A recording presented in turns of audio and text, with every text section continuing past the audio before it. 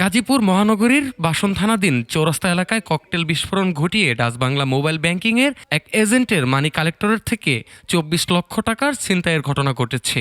এই ঘটনায় মানি কালেক্টর মোহাম্মদ হাবিবুর রহমান গুরুতর আহত হয়েছেন। রবিবার বিকেলে 4:30টার দিকে চান্দনা আউটপাড়া এলাকায় কাজীমুদ্দিন চৌধুরী স্কুল অ্যান্ড কলেজের সামনে এই ছিনতাইয়ের ঘটনা ঘটে। ককটেল বিস্ফোরণের বিকট শব্দে মুহূর্তেই এলাকায় আতঙ্ক ছড়িয়ে পড়ে।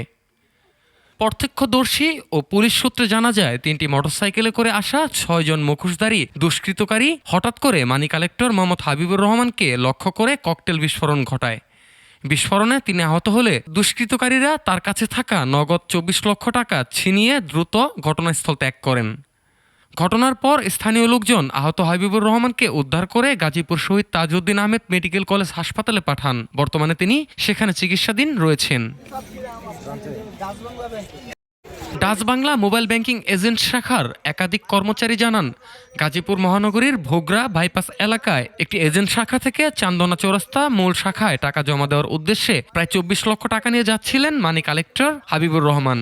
পূর্ব পরিকল্পনা অনুযায়ী দুষ্কৃতকারীরা তাকে গতিরোধ করে ককটেল বিস্ফোরণ ঘটিয়ে টাকা ছিনিয়ে নেয়।